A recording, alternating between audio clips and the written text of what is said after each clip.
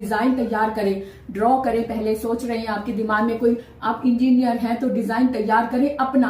हम नकल तो करते हैं, सीखने के लिए नकल भी जरूरी होती है, अनुकरण किया जाता है, लेकिन अनुकरण का मतलब ये है कि हम उनसे सीखें कि उन्होंने कैसे ये कार्य किया, उन्होंने प्रेरणा कैसे। निर्माणकर्ता बनो, निर्माण करने वाला अमर हो जाता है ना। निर्माण किस तरह से, जो भी आपके अंदर काबिलियत है, आप लिखना जानते हैं, पुस्तक लिख। समय बर्बाद करने के लिए आता है संसार में। बच्चे अगर चुपचाप बैठे हैं तो चिंता का विषय है। बच्चे चहते हुए अच्छे लगते हैं, देखना ठीक है, लेकिन हम जो सफल है उन्हीं की सफलता को ही देखते जाए और अपना कीमती समय हम बर्बाद करते जाए। कुंभकर्ण के बारे में क्या आप वास्तव में जानते हैं? कुंभकर्ण का वास्तविक परिचय क्या था? आज मैं आपको एक कहानी इसमें पढ़ के सुनाती हूँ। आज मैं पढ़ रही थी तो मैंने शेयर करूं आपसे कि कुंभकर्ण का वास्तविक नाम क्या है, नाम का अर्थ क्या है और उनका वास्तविक परिचय क्या है।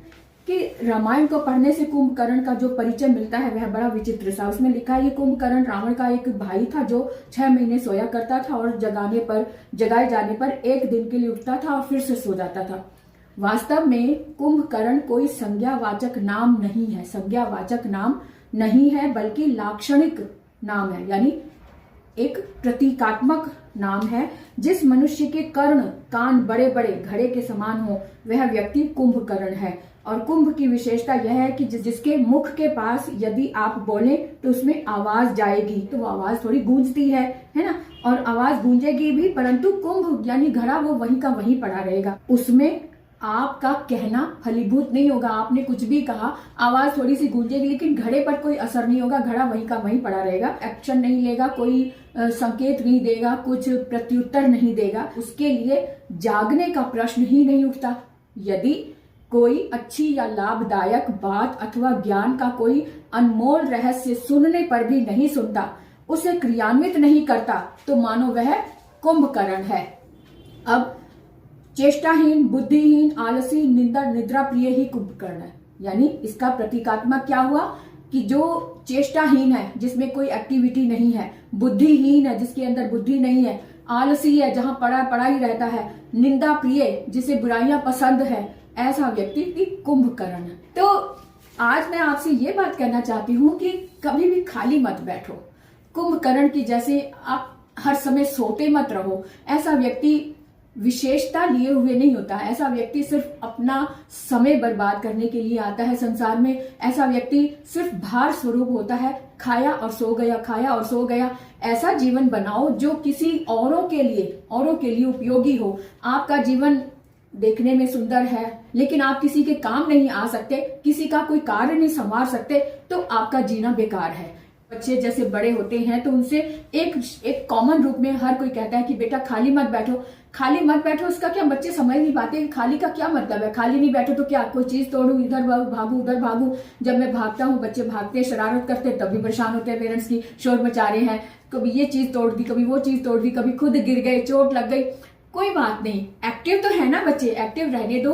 अगर बच्चा चुपचाप बैठा है तो बल्कि तब चिंता करो कि क्या हुआ, बच्चा बैठा कहाँ है, कोई ऐसी चीज को तो नहीं छेड़ा जो उसके लिए नुकसानदायक हो। तो इसलिए बच्चे अगर चुपचाप बैठे हैं तो चिंता का विषय है। बच्चे चहते हुए अच्छे लगते हैं, बच्चे कुछ ना कुछ कार्य करते हुए अच्छे लगते हैं, भागते दौड़ते हुए अच्छे लगते हैं, बात करते हुए अच्छे लगते हैं, चिल्लाते हुए अच्छे लगते हैं। या पुस्तक अगर उनके पास, अगर आप चाहते हैं कि बच्चे शोर ना करें तो उनको पुस्तक पढ़ने की लगन लगाओ। उनके सामने कहो मत, एक कहानी सुनाइए, आप भी पढ़कर सुनाएं। जब आप खुद पढ़ेंगे तो बच्चे नकल करते हैं। बच्चे भी आपकी नकल से अपनी पुस्तक उठाएंगे, जो उन्होंने स्कूल में पढ़ी है वो पढ़ेंगे और आपको भी सुनाएंगे। जैसे आपने कोई कहानी सुनाई, ऐसे बच्चे से भी कहो आप भी मुझे कोई कहानी सुनाओ, तो वो एक प्रतिस्पर्धा सी बनी रहती, मैं आपसे भी बढ़िया कहानी सुनाऊंगा, मैं आपसे बढ़िया कहानी सुनाऊंगी। तो इस तरह की आदत डालें। कभी भी खाली मत बैठे। खाली दिमाग इसीलिए कहा जाता है शैतान का घर होता है। खाली दिमाग हमें ज्ञान तो देता नहीं, लेकिन बुराइयां दे जाता है। बुराइयां किस तरह से, हम किसी की बुराइयां, हम आंखें तो देख रही है, दिमाग कहीं ना कहीं तो चल रहा है, तो हम खाली दिमाग, खाली बैठे हुए हम बैठे हैं तो ये चिड़िया यहाँ से उड़ी वहां बैठी, ये कबूतर कुटरगू कर रही जा रहा है। और अगर कोई बच्चे खेल रहे हैं, ये देखो ये चीटिंग कर रहा है, ये ऐसे भाग रहा है, ये ऐसे भाग रहा है, तो हमारा ध्यान बुराई में जाता है। हम अच्छी बातें नहीं देखते हैं, क्योंकि दिमाग खाली अगर बैठा है तो उसमें फितूर वाली बातें भरी रहती, इसीलिए उसको शैतान का घर कहते हैं।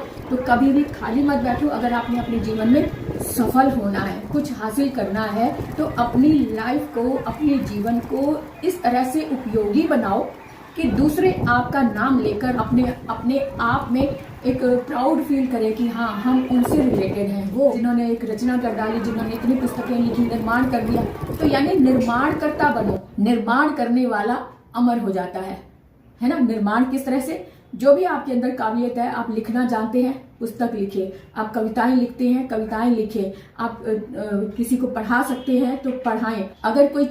अगर आपके दिमाग में कोई कल्पना आ रही है कि इसका डिजाइन ऐसा होना चाहिए, तो आप डिजाइन तैयार करें, ड्रॉ करें। पहले सोच रहे हैं आपके दिमाग में कोई, आप इंजीनियर हैं तो डिजाइन तैयार करें अपना। हम नकल तो करते हैं, सीखने के लिए नकल भी जरूरी होती है, अनुकरण किया जाता है, लेकिन अनुकरण का मतलब ये है कि हम उनसे सीखें कि उन्होंने कैसे ये कार्य किया, उन्होंने प्रेरणा कैसे ली। तो प्रेरित होने के लिए हम किसी की नकल करें, किसी का अनुकरण करें, अच्छा है। अगर हम किसी की नकल हूबहू वैसा ही करें जो वह पहले कर चुके हैं नकल, वही नकल हम करें तो उसका तो कोई लाभ नहीं। हम उनको देखकर प्रेरित होकर अपने दिमाग की उपज से कोई नया निर्माण करें, खाली ना बैठे। खाली बैठने से अनेक नुकसान हैं। आपको मैं आज नुकसान गिनाती हूँ। खाली बैठने से क्या क्या नुकसान होता है? हमारा दिमाग बुराइयों से घिरता है। हमारे दिमाग को कोई निंदा करना हो तो हमें अच्छा लगता है सुनने में। तो जब हम इस तरह की बातों में घिर जाते हैं तो हम अपने आप को ही खाली करने में लग जाते हैं। खाली किस तरह से? जैसे दीमक, एक बार लग गया दीमक, एक बार कीड़ा उसमें घुस गया लकड़ी में, तो वो अंदर ही अंदर खोखला कर देता, उसमें कुछ नहीं बचता। खाली बैठना यानी दीमक को आमंत्रित करना। तो क्या हम इस तरह से ऐसा जीवन जीने की उम्मीद कर रहे हैं? नहीं ना। अपने जीवन को दीमक का घर मत बनने दो। हमेशा कुछ ना कुछ क्रिएटिव करें, कुछ कार्य करें। जो दुनिया में आए हैं तो किसी ना किसी उपकार के लिए हो, अपने लिए जो हमने सीखा है वो दूसरों तक पहुंचाए। तो इस तरह से जब हम कार्य करते रहेंगे तो हम कुछ ना कुछ सीखेंगे। सीखते रहने से और दूसरों की नजरों में हमारा महत्व होगा। दूसरे हम तक आएंगे, हम तक पहुंचेंगे कुछ सीखने के लिए। अगर हमारे अंदर कुछ भी नहीं होगा, घड़े की जैसे हम खाली हैं, जहां पड़े हैं, तो हमारे पास कोई नहीं आएगा कुछ सीखने के लिए। उसको पता है कि इसके पास कोई ज्ञान नहीं है, इसके पास बैठना है तो सिर्फ बुराइयां सीखनी है तो इसके पास बैठ जाओ। इसलिए कभी खाली मत बैठो। जिन्होंने प्रयास किया वो टीवी तक पहुंचे, उन्होंने सफलता पाई, उनसे प्रेरणा लो।